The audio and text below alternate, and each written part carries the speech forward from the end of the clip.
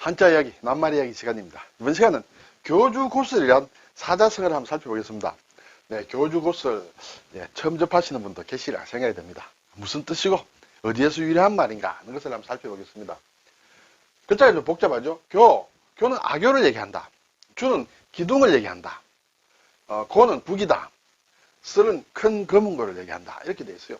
교는 아교 교자는 육달을에 이러한 좀 잘 나오지 않는 글자 료, 높이 난다 하는 뜻의 료다. 위에 이제 기두자가 있죠. 네. 주는 기둥이다. 나무목에다가 발음이 오는 주인 주자다. 고는 북고다. 그렇죠?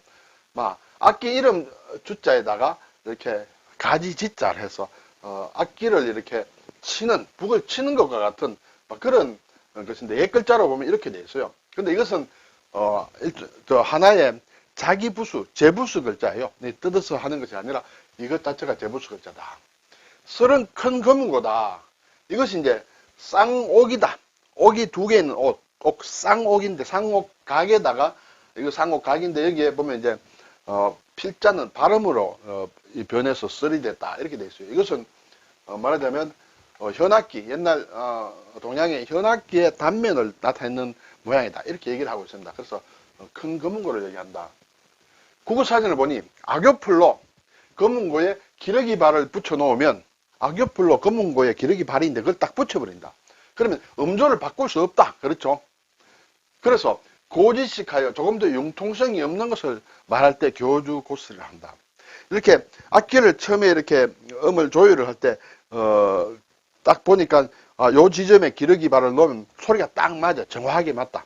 그래서 옳다구나, 여기에 고정시키면 되겠다 하고 거기에다가 악교풀을 붙이면 안 되겠죠. 왜냐하면 악기는 연주하면서 또 날씨나 여러 상황에 따라서 줄이 이렇게 말하자면 느슨해지고 하면 다시 조율을 해야 되고, 그때 기러기 발을 옮겨야 되는데 못 옮기게 딱 붙여놨다. 그렇죠? 그래서 고지식에서 융통성이 없다. 다른 사진을 보니 검은고에 줄을 괴이는 기러기 발을 올렸다 내렸다 할 수 없도록 악교풀로 붙여놓고 연주한다. 그것은 고지식에서 융통성이 없는 것을 나타내는 것이다. 이렇게 되죠. 이것을 줄여서 교슬이라고 한다. 악교로 붙인 검은고다. 이런 얘기가 되겠죠. 앞에 기러기 발이 나왔죠. 검은고나 가야금이나 아쟁 따위에 줄을 고르는 기구다. 조율을 하는 그런 기구다. 단단한 나무로 기러기의 발 모양과 비슷하게 만들어서 줄 밑에 괴고 이걸 움직여서 줄의 소리를 조율을 한다. 이렇게 되죠. 한자 말로는 안족이다. 기러기 발처럼 생겼다.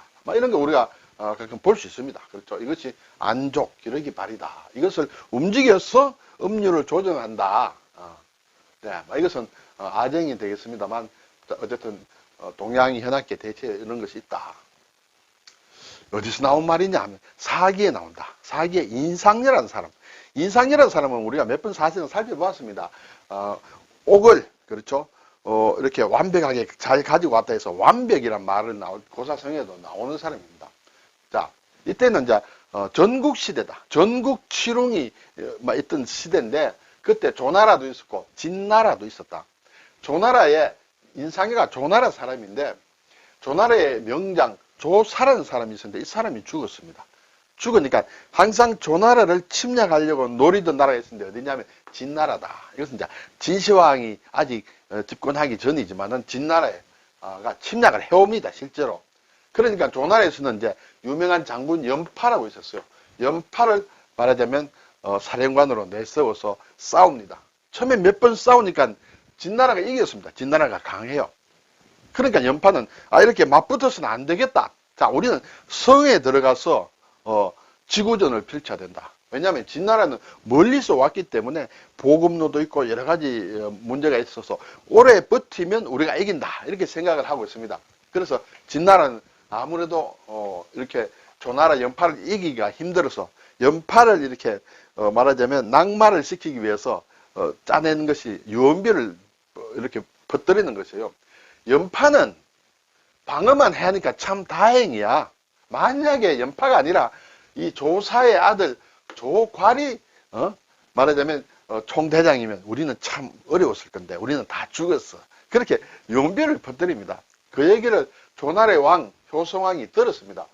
이게 계속 싸움에 승부가 나지 않고 계속 이렇게 말하자면 지구전을 펴니까 연파를 못마땅하게 본 것이에요. 효성왕이 빨리 좀 이겼으면 좋겠는데 싸우지 않고 들어만 있으니까. 그래서 조과를 그러면 대장군으로 해서 한번 붙여야 되겠다 이렇게 생각합니다. 그때 인상녀가 그러면 안 됩니다. 만류를 합니다. 그때 하는 얘기가 나옵니다.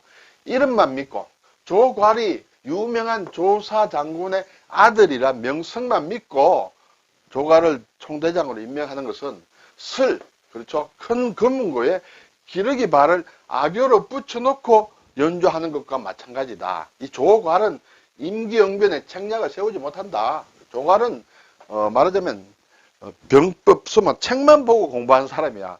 그래서 임기응변을 싸울 때는 해야 되는데 기러기 발을 딱 붙여놨기 때문에 그것을 움직이지 못한다. 그렇게 해서 반대를 합니다.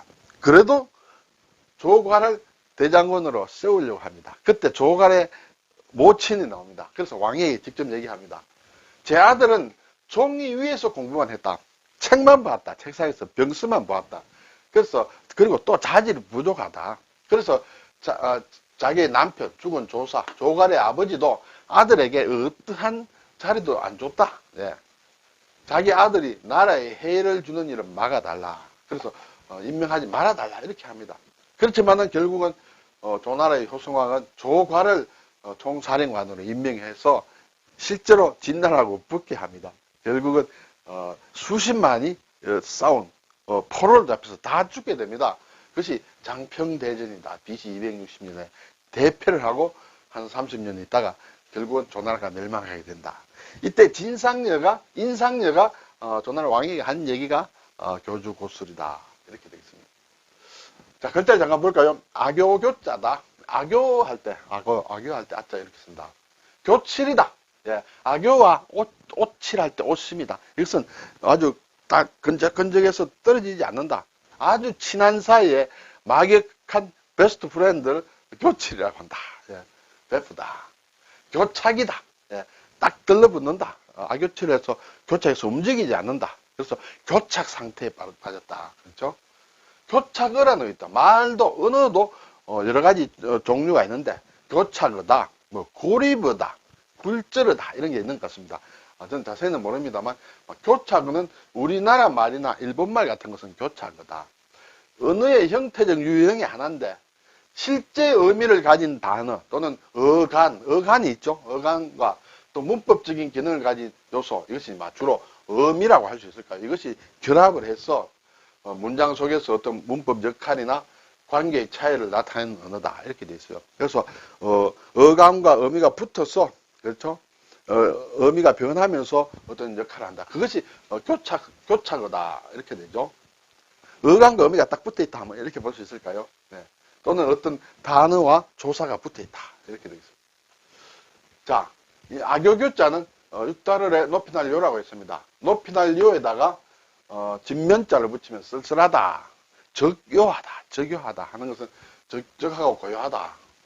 그리고 말씀문을 붙이면 잘못됐다, 그릇될 옷, 류다, 그릇될 류, 오류 할 때 그렇죠. 오류, 무류, 오류가 없다, 오류가 없는 것이 무류다.